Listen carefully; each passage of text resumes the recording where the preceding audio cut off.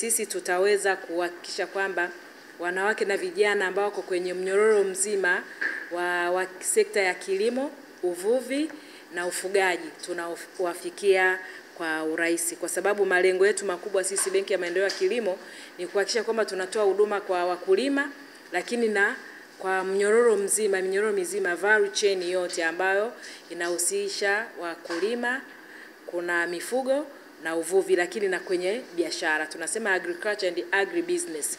Kwa hiyo ule mnyororo wote mzima end to end. Na sisi kama nilivyotangulia kusema kwamba tunaamini kabisa sisi Benki ya Maendeleo ya Kilimo kwamba tukiweza kuwawezesha wanawake na vijana na kuwafikia kwa ile njia bora ambao ni kwa uharaka zaidi, basi sisi tutaweza kutimiza ile dhamira yetu ambao tumejiwekea kuweza kutoa huduma za kifedha zenye kuwagusa moja kwa moja wale walengwa. Tutaweza kuwapa mikopo.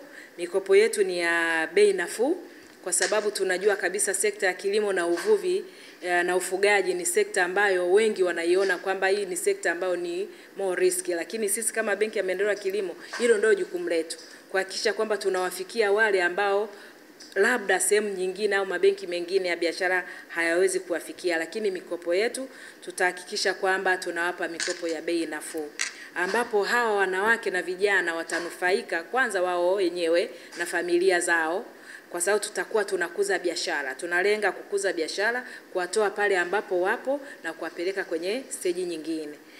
Lakini pia hata kwa taifa kwamba tunaamini kabisa kwamba tutakuza hata uchumi kwa taifa kwa ujumla.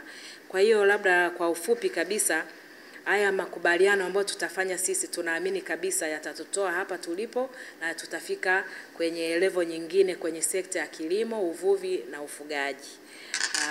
Nadhani baada ya kusema hayo sasa, hii ni chama kikuu cha kuwezesha wanawake nchini Tanzania ambacho kilianzishwa miaka 20 iliyopita, na kazi yetu kubwa kama taasisi ni kuwezesha wanawake na vijana katika sekta zote.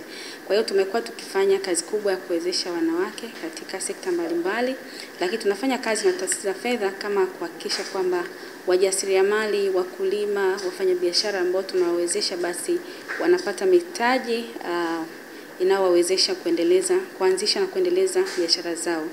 Kwa hiyo makubaliano haya yamekuja wakati mwafaka. Tunaposaini MOU hii tunategemea kwamba tutakwenda sasa.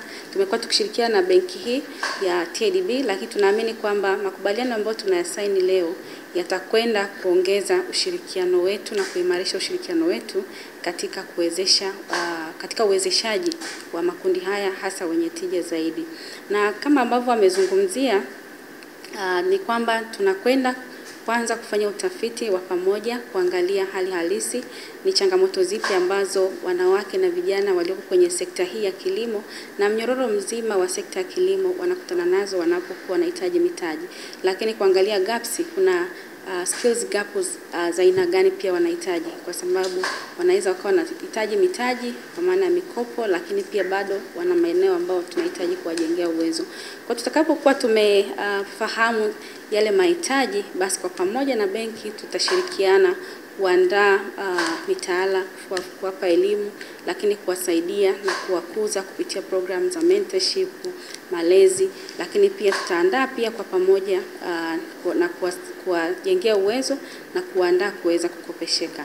Tunatarajia kwamba kupitia fursa ambazo zinatolewa na benki hii ziweze kuwanufaisha wafanyabiashara ambao pia wengi ni wanachama wa TWCC.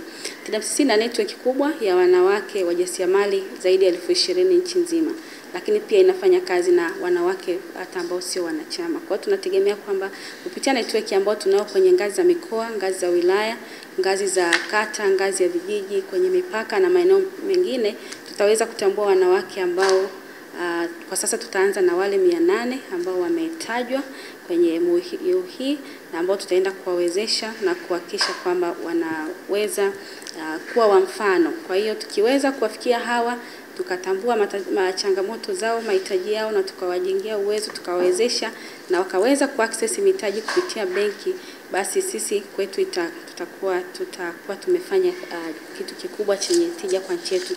Lakini kikubwa tunatambua kwamba serikali imekuwa kuboresha zaidi uwezeshaji kwenye sekta ya kilimo. Tumeshuhudia kwa miaka mitatu mfululizo bajeti ya kilimo ikiongezeka sana, na sasa ni wajibu wetu kama chemba kuhakikisha kwamba wanawake wananufaika na hii sekta.